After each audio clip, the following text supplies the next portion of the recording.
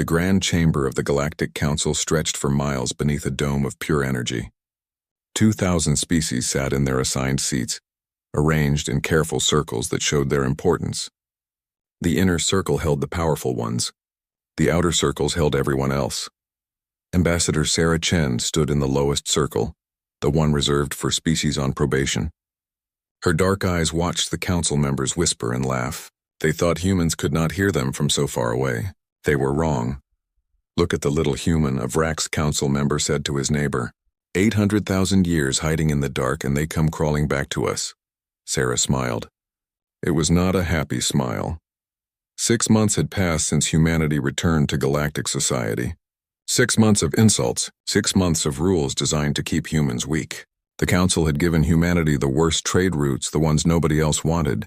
They charged humans triple the normal fees for using the jump gates. They banned human ships from entering most of the important systems. The council thought they were being clever. They thought they were keeping humans in their place. "We must discuss the human problem," announced High Speaker Zarthax. He was a Vrax, tall and covered in purple scales that caught the light. His species controlled 30% of the council's military power. The humans claim they have settled 40,000 star systems. "This is clearly impossible." Murmurs ran through the chamber. 40,000 systems was more than any other species controlled. The Vrax only had 28,000.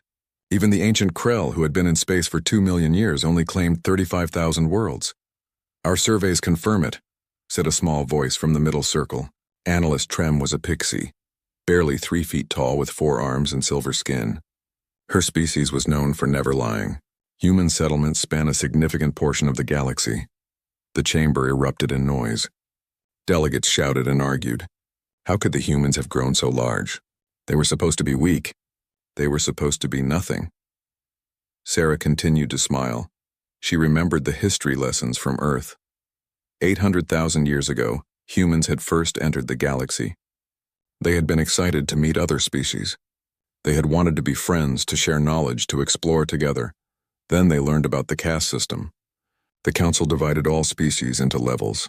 Level 1 species had full rights. Level 5 species had almost no rights. Level 6 species were slaves.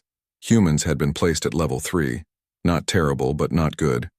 They could trade, but with restrictions. They could speak, but only when allowed.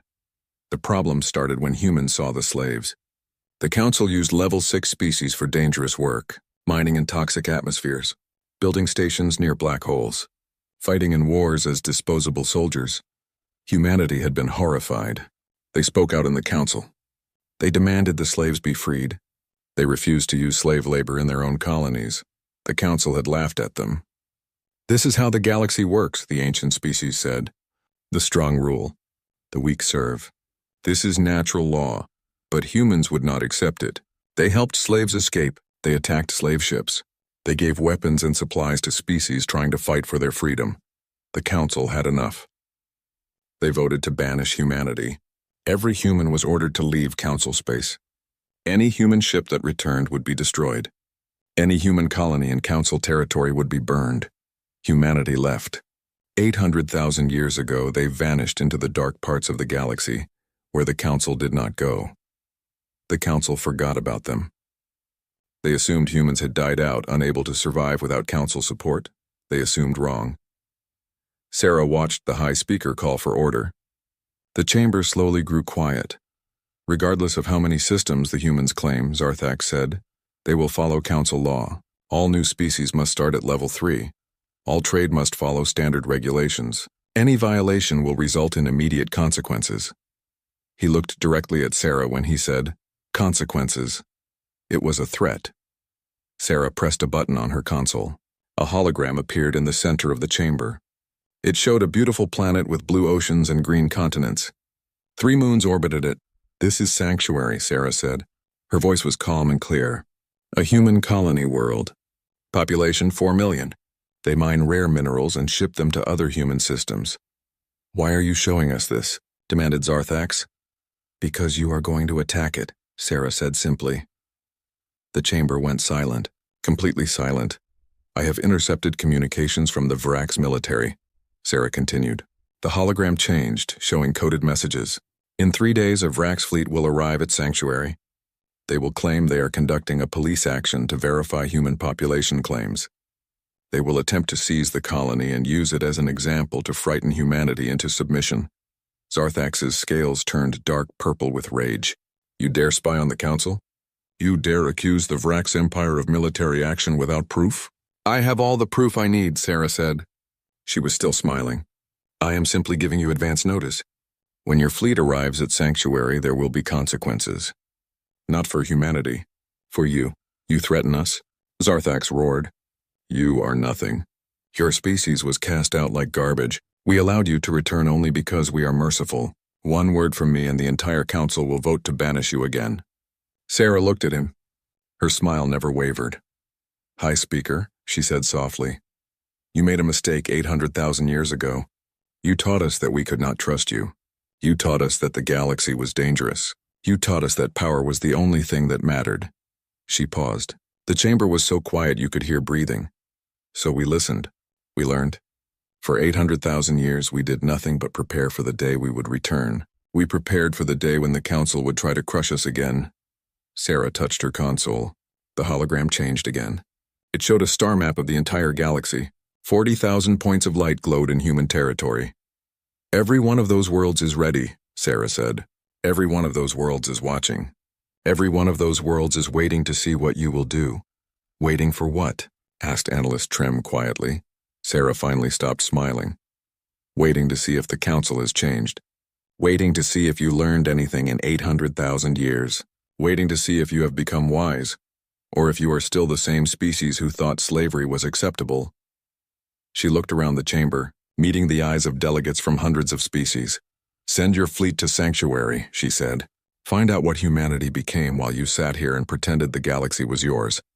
Find out what happens when you push a species into the dark and give them 800,000 years to think about revenge. Sarah closed her hologram. She walked toward the exit. No one tried to stop her. As she left the chamber, she heard the arguing begin again. Some species demanded humanity be banished immediately. Others counseled caution. A few suggested maybe they should try to make peace. Sarah knew what would happen. She knew the Vrax. They were proud. They were arrogant. They could not back down now. Not in front of the entire council. They would send their fleet to Sanctuary and then they would understand. Sarah reached her ship and sent a single coded message to Human Command. They took the bait. Operation Awakening is go. Admiral Krath stood on the bridge of his flagship, the Dominant Will. Behind him, 999 Vrax warships hung in formation. It was the largest fleet the Vrax Empire had assembled in 10,000 years. We are approaching the human colony world, his tactical officer reported. They call it Sanctuary. No response to our hails, Krath smiled. Humans were cowards. They knew they could not fight the Vrax and had probably run away already. Begin scanning for life signs, Krath ordered. Prepare drop troops. We will occupy the colony and claim it for the Empire. Let the humans see what happens when they insult the Council. The fleet dropped out of faster-than-light travel. Sanctuary appeared on the view screens. It looked peaceful. 3 moons, blue oceans, cities that glittered in the sunlight, sir, the tactical officer said slowly. I am not detecting any humans. What? The cities are empty. No life signs. No ships in orbit. No activity at all. They evacuated. Krath felt anger burn in his chest. The humans had run away. They had known the fleet was coming. That Ambassador Chen had warned them. Fine, Krath said. We will destroy the cities. Send a message to the Council. Tell them we have secured the system and eliminated the human presence. Sir, I am detecting movement on the surface. Krath looked at the screen. The cities were moving. Not the people in the cities. The cities themselves. Buildings slid apart on hidden rails. Streets split open. Structures that looked like apartment towers rotated, revealing weapon barrels the size of starships. Parks transformed into missile silos. The beautiful domed city centers opened like flowers, and inside were cannons that could crack a moon in half. Battle stations, Krath screamed. Evasive action. Return fire. The planet opened fire. It was not like any battle Krath had ever seen. The planet did not fire a few weapons at a time. It fired everything at once. Thousands of cannons, millions of missiles, energy beams that turned space bright white. The Vrax fleet tried to respond. They fired their weapons. They raised their shields. They maneuvered their ships, it did not matter. The first wave of fire destroyed 300 Virac ships in 8 seconds. The second wave destroyed 400 more. The third wave hunted down the survivors as they tried to escape. Krath watched his fleet die. He watched ships he had served on for decades turn into expanding clouds of gas. He watched his people burn. The dominant will's shields failed. A missile struck the bridge. The last thing Krath saw was fire. 4 minutes after the battle began, it was over. 1,000 Vrax warships had become debris. Not a single human had been in the system to die. The planet had fought alone and won. Sanctuary's weapons slowly folded back into their hidden positions. The buildings returned to their peaceful arrangement. To anyone arriving now, it would look like a normal colony world, like nothing had happened at all. The only evidence of the battle was the wreckage floating in orbit and the automated message being broadcast to the entire galaxy. This is Sanctuary. The Vrax Empire attempted to invade our world. We defended ourselves. We did not want this fight. We gave them every chance to turn back.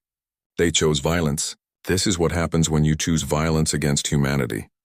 The message included complete footage of the battle, 4 minutes of one-sided destruction. Every species in the galaxy watched the video. They watched it again and again, unable to believe what they were seeing. In the council chambers, delegates sat in shocked silence. The hologram in the center showed the battle. It showed the casual efficiency of the human victory. It showed how completely outmatched the Vrax had been. "This is impossible," someone whispered. "Those weapons, that coordination, that power, how?" Ambassador Sarah Chen stood in her spot in the outer circle. Now everyone was looking at her. "You want to know how?" she asked. Her voice echoed in the silent chamber. "I will tell you how. You want to know what humanity did for 800,000 years?" She activated her console. New images appeared. Images of human worlds, but these worlds did not look like normal colonies. Every building was a fortress. Every city was a weapon. Every ship in orbit bristled with cannons. "We prepared," Sarah said simply. "We knew you would try to destroy us eventually. You cast us out. You told us we were not welcome in the galaxy. You taught us that power was the only thing that mattered." More images appeared. These showed human factories. Vast automated complexes that stretched across entire continents. Building ships. Building weapons. Building defenses. "We took your lesson to heart," Sarah continued. "We spent 800,000 years making sure you could never hurt us again. Every single one of our 40,000 worlds is like Sanctuary. Every single one is a weapon. Every single human colony can defend itself against any fleet you can send. But the cost," Analyst Trem said softly. "What did you sacrifice to become this?" Sarah's expression changed. For the first time, she looked sad. "Everything," she said quietly. "We sacrificed art because we needed to build weapons. We sacrificed music because we needed to train soldiers. We sacrificed peace because we needed to prepare for war. Every human child is taught combat before they learn to read. Every human adult serves in the military. We have no poets. We have no dancers. We have no dreamers." She looked around the chamber. "We became a species of soldiers because you gave us no choice. You taught us that the galaxy was cruel. You proved it when you allowed slavery. You confirmed it when you banished us." The chamber remained silent. Many delegates would not meet Sarah's eyes. "But we never forgot why we were cast out," Sarah said. Her voice grew stronger.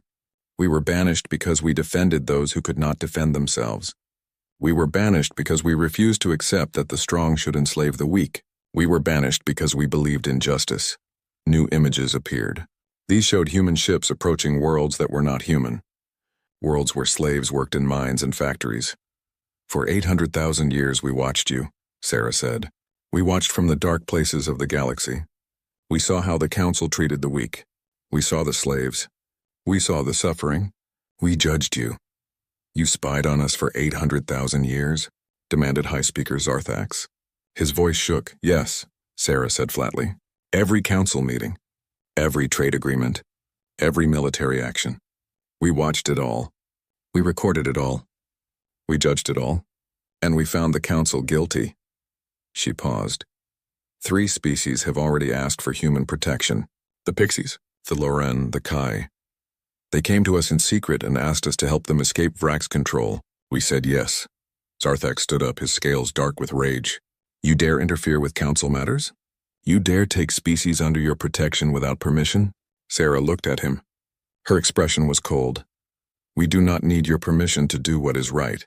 You taught us that 800,000 years ago.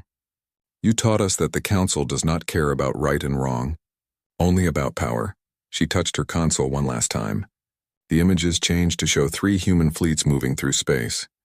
Those fleets are moving to the Pixie, Lauren, and Kai home systems right now. They will arrive in 6 hours. When they arrive, those species will be under human protection. Any attack on them will be considered an attack on humanity. This is an act of war, Sarthax shouted. Yes, Sarah agreed. It is, so you need to make a choice, High Speaker. All of you need to make a choice. She looked around the chamber at 2,000 species. You can accept that the galaxy is changing. You can accept that humanity is not going to follow your rules. You can accept that we will protect those who need protection whether you like it or not. Or, asked Analyst Trem. Sarah's smile returned.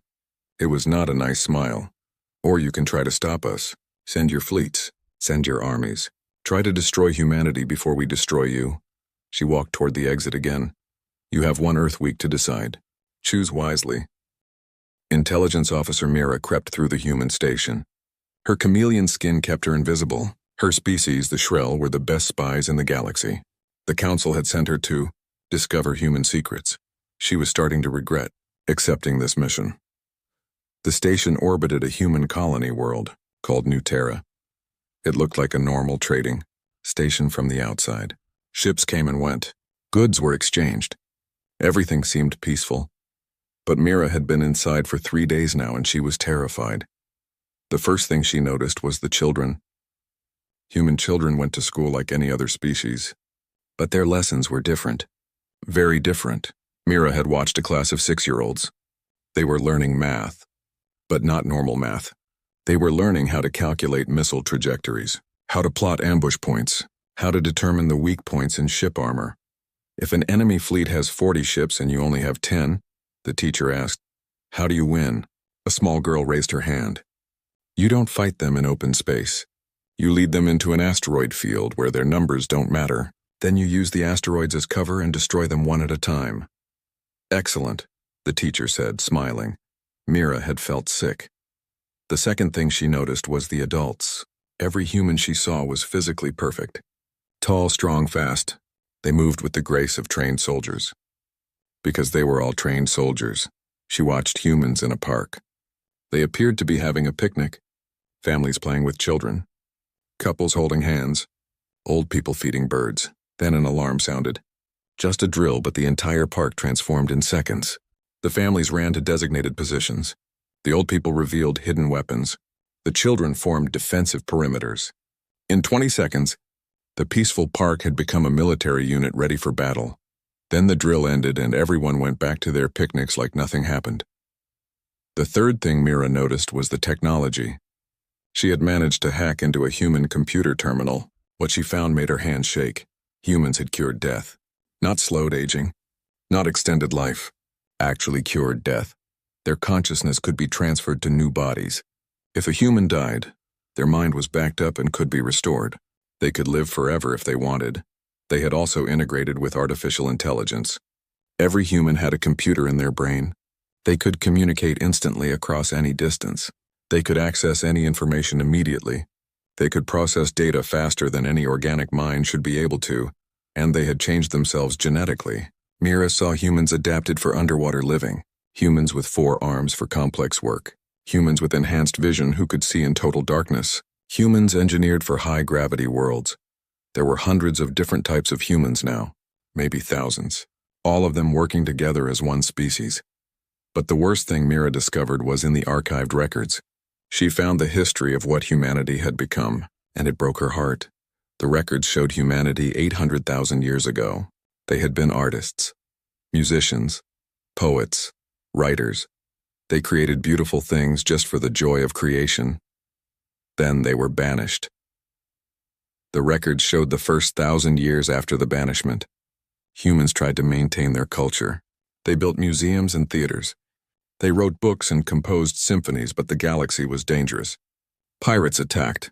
Hostile aliens invaded. Natural disasters destroyed colonies. Humans were dying. So they made a choice. They voted. Every human alive at the time participated. The vote was simple: survival or culture, military power or artistic expression, life or beauty. Survival won. By a narrow margin, but it won. The records showed what happened next. Art academies were closed and turned into military schools. Concert halls became weapons factories. Museums were converted to armories.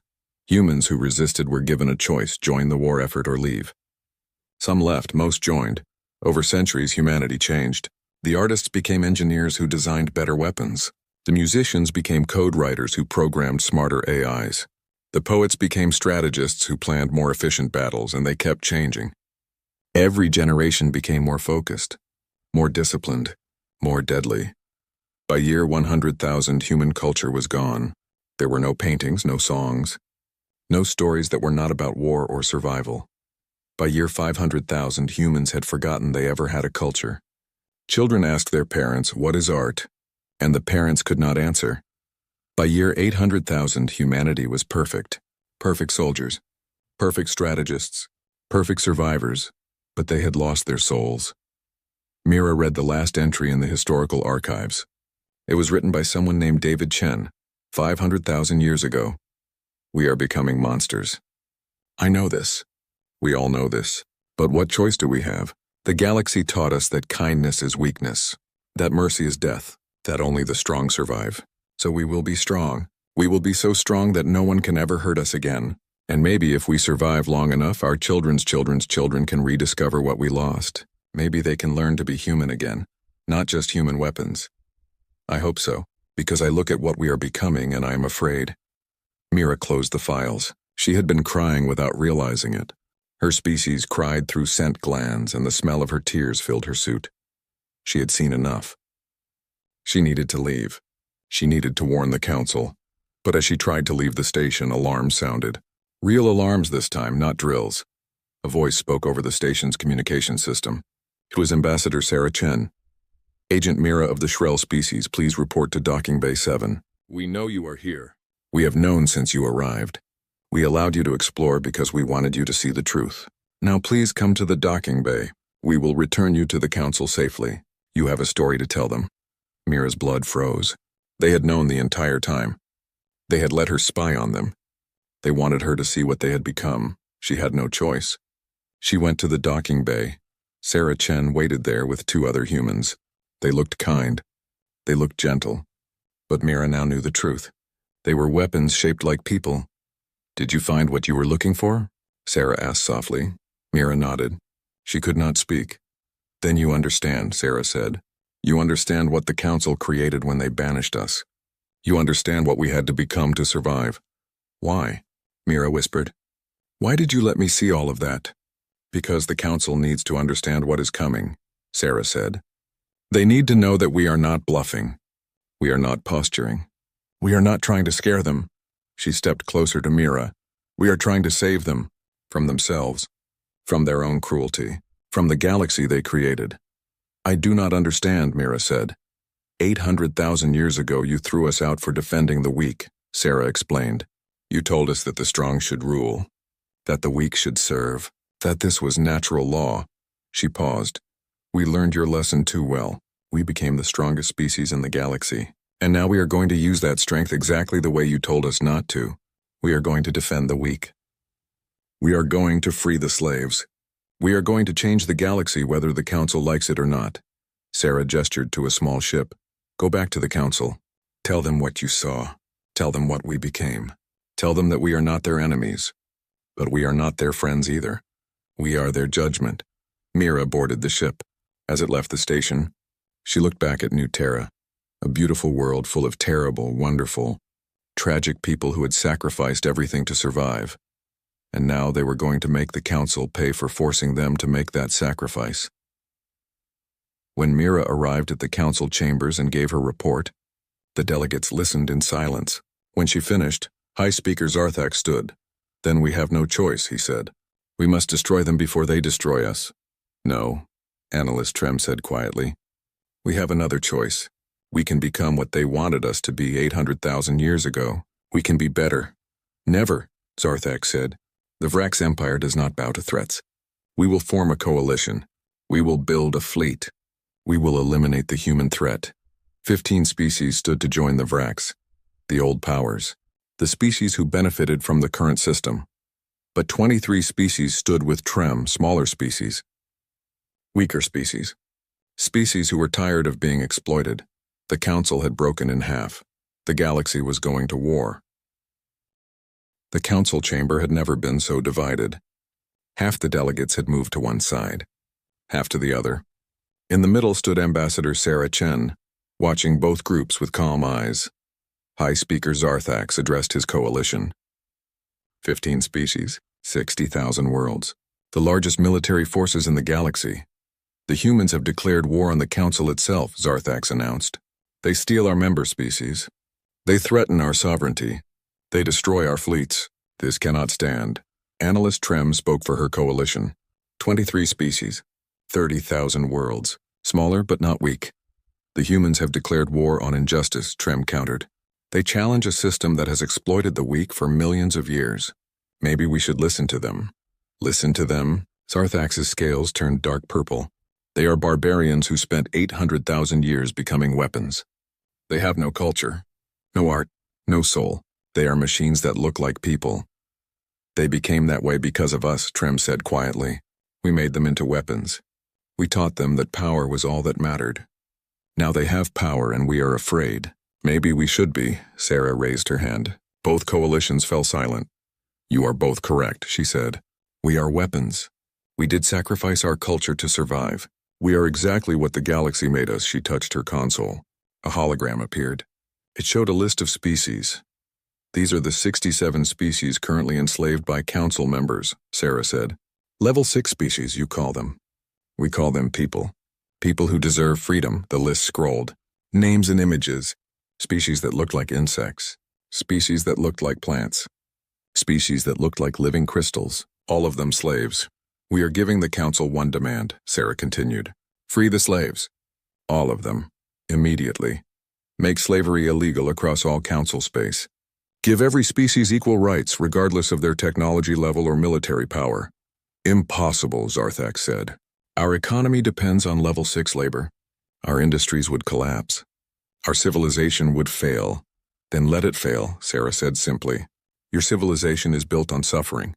It deserves to fail. And if we refuse? Zarthax asked. Sarah's expression did not change. Then we will free them ourselves. We will enter your space. We will destroy every slave facility. We will give weapons and ships to every enslaved species. We will burn your civilization down if that is what it takes. That is a declaration of war, Zarthax said. Yes, Sarah agreed. It is. We are declaring war on slavery, on exploitation, on the idea that the strong have the right to enslave the weak. We are declaring war on everything the council has become. She paused. But it does not have to be a shooting war. You can choose peace. You can choose to be better. You can choose to build a civilization based on justice instead of power. 1 week, Zarthax said coldly. You gave us 1 week to decide. That time is up. The Vrax Empire rejects your demands. We will defend council law with every ship we have. He looked around at his coalition. We have assembled a fleet of 50,000 warships, the largest armada in galactic history. We will meet the humans in battle at the Tiers of Andromeda. There we will show them what happens when primitives challenge the ancient powers. The Tiers of Andromeda. Sarah knew the history. 5 million years ago, a young species called the Dreamers had challenged the council. They said slavery was wrong. They refused to follow council law. The council had sent a fleet to the Dreamer homeworld. They destroyed it completely, cracked the planet into asteroids, killed every Dreamer alive. The asteroids still floated there, glittering like tears. A warning to anyone who thought about defying the council. You want to fight us there? Sarah asked. At the grave of the last species who stood for what was right? Yes, Zarthax said. We will add human corpses to the Dreamer corpses. We will make you another warning. Sarah was quiet for a moment. Then she nodded. Very well. We accept one battle. Winner takes all. If you win, humanity will leave council space and never return. We will take our protected species with us, but we will not interfere with the council again. And if you win? Asked Trem. If we win, slavery ends. The caste system ends. The council reforms into something fair and just. Every species gets an equal vote. Every species gets equal rights. No more level 1 through level 6, just people. Zarthax laughed. You are so confident. Do you truly believe 100 human ships can defeat 50,000 of ours? 100 ships? Sarah looked confused. Then she smiled. Oh, you think we are only bringing 100 ships? She touched her console. The hologram changed. It showed a star map with glowing points of light. Thousands of them. Tens of thousands, all converging on the tiers of Andromeda. We are bringing 100 ships, Sarah confirmed. 100 from each of our 40,000 colonies. That is 4 million warships, High Speaker. Every ship humanity has built in 800,000 years. Every weapon we have created. Every soldier we have trained. The chamber went silent. Completely silent. 4 million? Someone whispered. We told you, Sarah said. We spent 800,000 years preparing for this moment. Did you think we would come unprepared? Zarthax's scales had turned pale. That is impossible. No one could build that many ships. The resources alone would require stripping entire galaxies. We had 800,000 years, Sarah repeated, and we had 40,000 worlds working with one purpose. We built the ships. We have the resources. We have been ready for this fight since before your species left their home world. She looked around the chamber. But we are not sending 4 million ships. We are sending 100 because we do not want to conquer you. We do not want to destroy you. We want to show you that violence is not the answer. How will 100 ships defeat 50,000? Asked Trem. You will see, Sarah said. We want the galaxy to see what we have become, what we can do, and why you should choose peace over war. She walked toward the exit. The battle will begin in 3 days. We will broadcast it to every species in the galaxy. Every world will watch. Every person will see. And then the galaxy will decide what kind of future it wants. Sarah paused at the door. I will tell you one more thing. One secret we have kept for 800,000 years. Something that will change everything. Every delegate leaned forward. We achieved technological singularity 600,000 years ago, Sarah said quietly. We merged with our AIs. We transcended physical limitations. We became something new.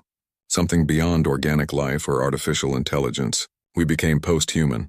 She turned to face them. Every human you have met is choosing to appear human. Choosing to limit themselves. Choosing to interact with you as equals even though we surpassed you millennia ago. We did this because we wanted to give you a chance. A chance to evolve. A chance to be better. Why? Trem asked. Because we remember what it was like to be human, Sarah said. We remember art and music and poetry. We remember love and joy and hope. We gave all of that up to survive, but we never forgot it existed, and we want the galaxy to have those things. All species, not just the powerful ones. She smiled sadly. That is why we are doing this. Not for revenge. Not for power. For the dream of a galaxy where everyone can create beauty instead of weapons. Where everyone can explore and learn instead of conquer and enslave. Where everyone can live in peace.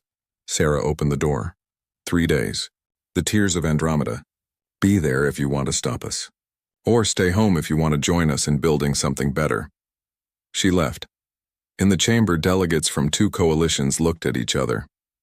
Some with determination, some with doubt, some with fear. High Speaker Zarthax stood tall. The Vrax do not fear humans. We will be at the tiers of Andromeda. We will show them that the old ways are still the strongest ways. But in his heart, for the first time in his long life, Zarthax felt afraid. 3 days later, the fleets began to arrive. The tiers of Andromeda system filled with warships. 50,000 vessels from the Council Coalition, each one a masterpiece of military engineering. Each one crewed by the best soldiers in the galaxy, and facing them, 100 human ships. Small, simple, almost primitive-looking compared to the massive Council dreadnoughts. Every screen in the galaxy showed the standoff.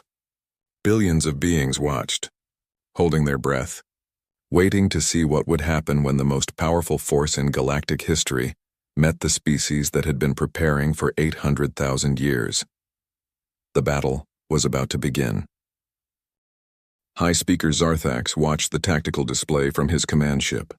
50,000 council vessels in perfect formation. 100 human ships scattered across the system like lost children. They are not even in formation, his tactical officer said. They are just floating there. This will be easier than we thought. Zarthax was not so sure. He remembered Sanctuary. He remembered 4 minutes of destruction. He remembered how completely the Vrax fleet had been annihilated. But this was different. This was the combined might of the galaxy's greatest powers. Surely humanity could not defeat them all. All ships, Zarthax commanded, weapons hot. Prepare to fire on my mark. Throughout the system, 50,000 warships charged their weapons, enough firepower to destroy entire solar systems, enough to crack planets, enough to burn stars. The 100 human ships did nothing. They just waited. On Earth, Ambassador Sarah Chen sat in a simple chair, watching the same tactical display. Around her stood the Human Command Council, 12 individuals who looked like ordinary people, but were actually merged consciousnesses of millions of human minds working as one. They are about to fire, one council member observed. Let them, Sarah said quietly. In the tears of Andromeda, Zarthax gave the order. Fire. 50,000 ships unleashed their weapons simultaneously. The space between the fleets turned white with energy. Missiles by the millions, beams that could cut through anything, explosives that could vaporize cities. All of it struck the 100 human ships at the same moment. The galaxy held its breath. The light faded. The 100 human ships floated undamaged. Not even scratched. The most powerful attack in galactic history had done nothing to them. Impossible, Zarthax whispered. One of the human ships moved. Not fast, just a gentle drift toward the council fleet. As it moved, it changed. The hull seemed to ripple like water. The shape flowed into something new. Something the council had never seen before. The ship opened. That was the only way to describe it. It opened like a flower, like an eye, like a door to somewhere else, and from inside came light, pure white light that filled the system. Every council ship stopped, not because their crews ordered it. The ships just stopped, weapons powered down, engines went offline. Life support systems maintained, but everything else ceased functioning. In his command chair, Zarthax tried to move. He could not. His body would not respond. He could see. He could hear. He could think. But he could not move. Every being on every council ship experienced the same thing. 50 million soldiers frozen in place. Awake and aware, but completely paralyzed. The human ships moved among the council fleet. Still slow. Still gentle. They touched each vessel, and as they did, screens activated inside showing a single message. You are not in danger. You are not injured. You are simply unable to harm anyone right now. Please watch. Please listen. Please understand. Sarah Chen's face appeared on every screen in the system, on every screen in the galaxy. Billions of beings watched her as she began to speak. 800,000 years ago, my ancestors were banished from the council. They were told they were wrong to defend the weak. They were told that power was the only thing that mattered. They were told to leave and never return. Her expression was sad but determined. They left. They went into the dark parts of the galaxy. They faced dangers you cannot imagine. They nearly went extinct a dozen times. They fought wars against hostile aliens, against rogue AIs, against the universe itself. Images appeared behind her. Humans struggling through centuries of hardship. Worlds burning. Ships destroyed. People dying. They could have become bitter. They could have planned revenge. They could have spent 800,000 years dreaming of the day they would destroy the council. The images changed, showed humans building, creating, learning. But they did not. Because even though you rejected them, they never rejected what they believed. They never stopped believing that the strong should protect the weak. That justice matters more than power. That mercy is not weakness, Sarah paused. So they prepared, not to destroy you, to save you, from yourselves. The frozen crews watched, unable to look away. 600,000 years ago, we achieved technological singularity. We merged with artificial intelligence. We transcended the limitations of organic life. We became something new, something that could reshape matter with thought, something that could manipulate energy directly, something that could do things you still consider impossible. She gestured, and the image behind her showed the truth. Human ships that were not really ships. They were masses of controlled energy, consciousness given form, technology so advanced it looked like magic. We could have come back then. We could have swept across the galaxy in days. We could have destroyed the council without effort, made you extinct, burned every world that ever allowed slavery.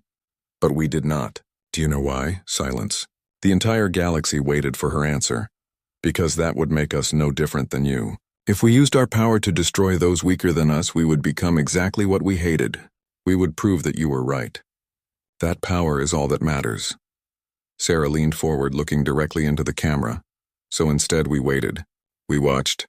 We gave you 800,000 years to become better, to evolve, to learn.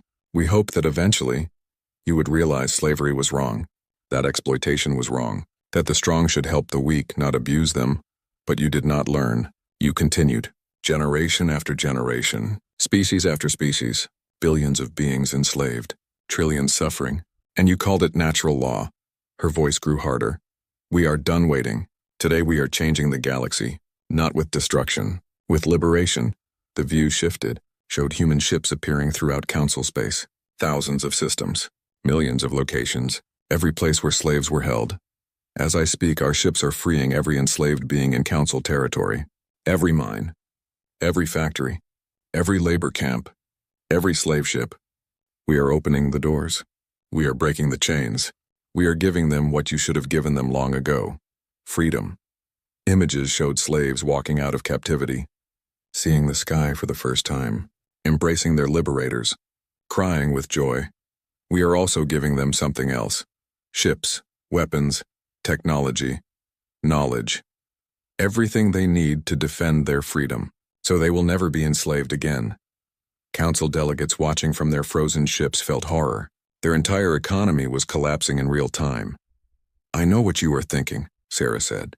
You are thinking about your economies, your industries, your civilization. How will it function without slave labor? She smiled sadly. The same way humanity functions. With automation, with AI, with technology that does not require enslaving living beings. We are giving you that technology too. Free, no cost, no conditions. So you will have no excuse. But there is a condition for something else. You wanted to see our power. You wanted to test us in battle. You wanted to know if we were truly as strong as we claimed. Now you know. In 47 seconds, we immobilized 50,000 warships. We did not destroy them. We did not harm a single crew member. We simply showed you that we could end this war whenever we wanted. That your weapons cannot touch us.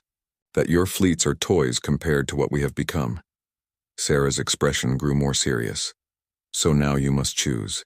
The same choice we gave you before, but now you understand the stakes. You can accept the new galaxy. A galaxy where slavery is illegal, where all species have equal rights, where the council serves justice instead of power. Or you can fight us. Try to maintain the old ways. Try to reclaim your slaves. Try to stop us. She leaned back. But understand this. If you choose to fight, you will lose. We will not kill you. We will not destroy your worlds. We will simply remove your ability to harm others. Your weapons will never fire again. Your warships will become passenger vessels. Your military power will simply cease to exist. That is our mercy. We will not destroy you, but we will not allow you to continue as you were. The images behind her changed one final time. Showed a vision of the future. Species working together as equals. Worlds free from slavery. Art and science flourishing. Peace spreading across the galaxy. This is what we want. What we have always wanted. A galaxy where everyone can thrive. Where the strong lift up the weak instead of stepping on them. Where technology creates beauty instead of weapons. Where every being has value regardless of their power. Sarah stood. The choice is yours. Build this future with us, or stand aside while we build it without you. The transmission ended. Throughout the system, the paralysis began to fade. Crews could move again. Ships could maneuver again. Weapons could be controlled again, but no one fired. No one moved. High Speaker Zarthak sat in his command chair staring at his tactical display. He could give the order to continue the battle. His ships would respond, but what was the point? The humans had proven they could end the fight whenever they wanted. They had shown mercy when they could have shown destruction. For the first time in his long life, Zarthax felt ashamed.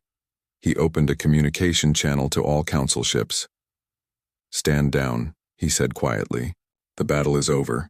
We have lost, not lost the fight, lost the right to fight." 10 years later, the galaxy was transformed. The council still existed, but it was different. Every species had equal representation. Slavery was not just illegal, but unthinkable.